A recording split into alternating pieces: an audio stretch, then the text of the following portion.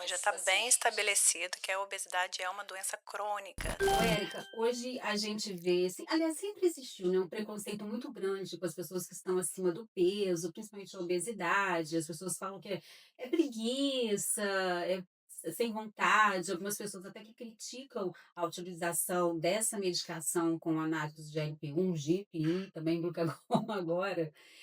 Falam que, na verdade, é preguiçoso. Então, como você olha nesse processo a obesidade? É realmente sem força de vontade Não, já esses está bem pacientes? estabelecido que a obesidade é uma doença crônica, tem inflamação. A gente conhece aquela inflamação aguda, por exemplo, machuquei meu dedo, inflamou, deu bactéria, calor, rubor, edema.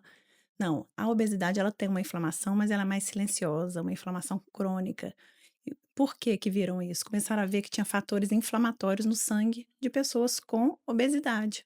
E isso tudo dificulta a perda de peso normal, dificulta a saciedade. Então, o paciente ele tem uma inflamação crônica que aumenta o seu risco cardiovascular, ele tem sim uma dificuldade de perda de peso e a gente tem que olhar isso com bons olhos, Com carinho com muito também, carinho. porque Aham. Foi muito importante, inclusive, agora a consideração da obesidade como uma doença de fato, né, e Sim, multifatorial, sim, né, então sim.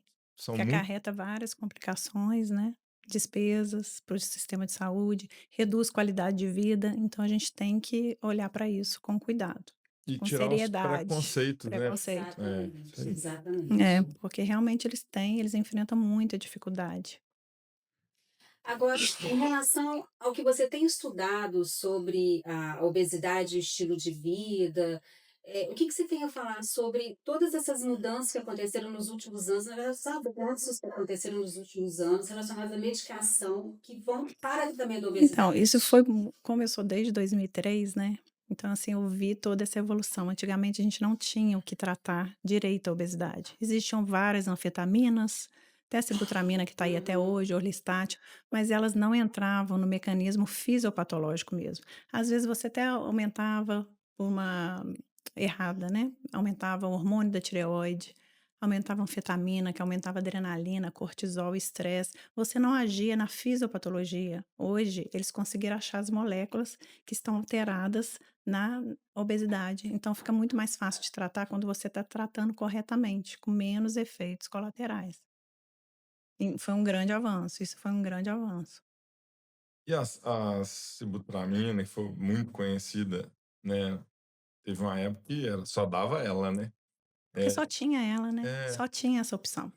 Só que o que é ruim? Ela é contraindicada para quem tem eh, pressão alta, algum evento cardiovascular, que são as maiorias dos pacientes obesos que Uhum. realmente têm obesidade, que têm inflamação, eles já têm ou pressão seja, alta, aumenta o risco do aumenta o paciente. risco, né? Ao Né. invés de diminuir, de melhorar a qualidade de vida, aumenta. E a obesidade como uma doença que provoca uma inflamação sistêmica também, agora a gente identificando e tratando efetivamente esses processos, né, Reduzem, ajuda muito, ajuda né. muito. A gente já vê que melhora a esteatose hepática, Olha reduz o só. risco cardiovascular, né? Melhora o colesterol. E aí a gente pega que, né, a doença que continua ainda matando mais hoje no Brasil e no mundo é a doença cardiovascular, Né? né, e as doenças crônicas degenerativas que levam, né, Sim, sim. fatalmente Isso a foi uma ela. grande descoberta, né, eles virem que no tecido adiposo, ele não é um tecido inerte, só para depósito de energia. Ele tem toda uma inflamação, que começa ali no tecido adiposo e vai depois para a circulação toda. É. Isso foi um grande avanço. E tratar com essas medicações, a gente está tratando realmente a fisiopatologia, a causa, o início ali. É um grande produtor de inflamação, né, É, vamos dizer. é, Enquanto o músculo é o oposto, né, que é um produtor de anti-inflamatórios, exato, o tecido exato. adiposo é um grande produtor de inflamação, que age sistemicamente, levando a outras Agora uma doenças. coisa interessante que a gente tem que ver, que a gente fala muito de esteatose, deposição de gordura no fígado. E a gente Uhum. sabe também que tem deposição de gordura no músculo também, né? Que às vezes a gente fala, ah, perdeu massa magra, olhando isolado, só uma bioimpedância. Na verdade, pode ter reduzido ali a gordura. E a fibra, ela fica até melhor. Uhum. Até nisso também diminui a gordura da massa magra. Olha só. Tá, melhora a qualidade, isso, isso já mas tem estudo. na Legal. steatose a gente consegue observar essa diminuição de gordura no fígado só através do ultrassom, ou existe outras formas? O ultrassom ele é melhor para fígado, É o para melhor, gordura, né? mas a ressonância também, porque o ultrassom é mais barato, mais fácil. E é bem sensível, vamos dizer assim. Mas se a gente a É, porque a tomografia, gente tem ressonância dá a gente também, só tem que a ali gente não pede para isso. a Sim. circunferência abdominal, um cálculo que a gente faz, né, da Isso. circunferência abdominal com em relação à altura, mas é um parâmetro que não Olha, é tão todos, fidedigno, mas né. todos a gente tem que olhar, a gente tem que olhar em conjunto. É igual a Entendi. questão do IMC. É, a gente vai Ainda falar o Rogerinho vai falar do MC agora, né. Eu ia até perguntar qual que é a melhor ferramenta para uma decisão se eu vou usar um é. análogo do GLP-1. A gente ainda usa, a gente olha o paciente, a gente faz toda aquela ficha. O IMC é importante? É, mas se eu vejo um paciente muito musculoso, só de olhar para ele, eu vou desconsiderar o IMC, porque o peso dele vai ser muito grande, cheio de massa magra. Eu faço a bioimpedância também, que a gente olha o percentual de gordura. O exame físico também, como é que tá aquela gordura? É abdominal, né? Ou é gordura mais periférica? E aí a circunferência da cintura também é muito importante. E tem a relação altura, porque às vezes é um paciente baixinho com uma circunferência de Uhum. 90 e é um muito alto com circunferência de 95, 95. E aí um muito alto também, aquele índice circunferência para altura, a gente também tem que levar em consideração. É, porque pra gente no consultório, a gente já sabe que o IMC não é um marcador pra gente É. definir, mas sim Eu a defino para eu composição ter ali um corporal. aju eu sempre É, coloco, mas não é o melhor. É pois porque é. muitos trabalhos eles usam IMC até para comparar, né. Porque É mais na fácil, peso e indicação altura. na Sim. indicação da medicação, é isso que eu tô querendo chegar, eles Eles falam falam, falam, IMC até hoje, né. falam. IMC tal é Mas a indicado gente tem para que olhar o medicação. É. conjunto, exame físico também, uma cantose, Uhum. né, mostrando que ele tem resistência à insulina. É, Na história, uma paciente com ciclos anovulatórios, não está menstruando, tem ovário policístico, tudo falando a favor de resistência à insulina. isso ali. Então a gente tem que olhar tudo. A gente comentou no nosso episódio, inclusive, que o, Assistam. que o grande ganho das canetas foi justamente na redução dessa resistência à insulina, É, que está Isso. diretamente relacionada ao processo inflamatório também, né? E alguns pacientes são até magros, têm o peso normal, a gente vai chegar nesse assunto aqui também, e tem resistência à insulina. tem, isso. Aí você pode olhar outros parâmetros. Né, pelo exame Uhum. físico, a cintura, também quando a gente olha o exame laboratorial, né, lembrar Ah, daqueles isso é critérios muito de síndrome importante. metabólica, um HDL baixo, triglicerídeo alto, Alto. circunferência da cintura, uma glicose entre 100 e 125, mostrando que ele já tem uma intolerância, né, às vezes ainda tem um pâncreas bom ali que está segurando, mas ele já tem uma resistência à insulina. Uma insulina alta, de base É, alta é. também. Tá vendo como tá sendo bom essa conversa? Porque quando a gente fecha muito ali, na atividade física, na nutrição, não, se ele fizer só isso aqui, ele vai resolver sem a Por medicação, isso que mas não, eu é bem amo a medicina abrangente, do estilo né. de vida, que nos Estados Unidos já é uma residência.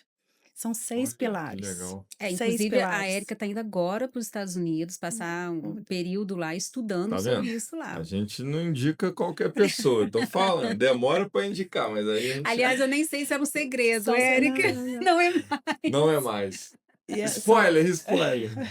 são 6 pilares, né, dieta, atividade, lembrar do sono, Sono, muito evitar o importante. tabagismo, bebida alcoólica e outras coisas também que está cada vez mais em estudo, né? Conexões sociais, como é que aquela pessoa relaciona. Porque às vezes também uma pessoa muito obsessiva que faz tudo certinho, mas ela não está tendo prazer, está liberando muito cortisol, Cortisol.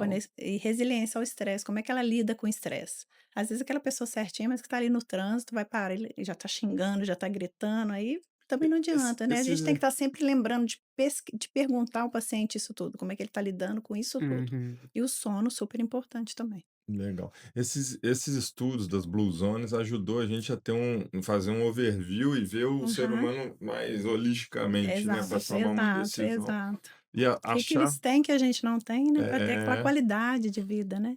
achar médicos que têm essa preocupação e que se dedicam a entender a história do paciente Como um todo, a é gente tem que muito legal. conversar. Isso é muito importante. Igual que eu achei super interessante, teve aqui em Juiz de Fora, né, o CONUPS, que é estudando espiritualidade, como é que esses pacientes são mais resilientes ao estresse. Tem um pessoal bom da UFJF aqui que faz esses estudos. É, Lembrando disso, porque a gente só quer ali, dieta, atividade, tá fazendo não sei o quê, toma é receita. muito mais Aham. complexo. E É a muito gente mais tá difícil. numa geração de uma geração TikTok, né, só vídeos curtos e muito rápido, fazendo outras E coisas a ao mesmo humanidade tempo e toda, a gente mudando só tá completamente a melhorando. Gente, atenção. isso das canetas que eu posso até explicar um pouquinho, né, a fisiopatologia. Do início que eu cheguei a ver isso tudo, nossa, assim, quanto que melhorou, assim, tecnologia, né, a gente então com a Sim. pandemia, com a necessidade, quanto que melhorou. E o ser humano só tá piorando, porque faltam outras coisas que a gente precisa, né, como da área de saúde, tá informando. É porque é muito superficial, né, como o É, Fernando falou. É é muito shorts, né, É, é TikTok, tem então que ser a rápido. informação vem, é um over de informações, mas muito superficial. Aí você tem todo o iceberg ali, né, na linha de base, e aí você precisa se aprofundar para tomar decisões, ainda mais quando é uma decisão terapêutica, né, tem que É entender o isso. histórico do paciente.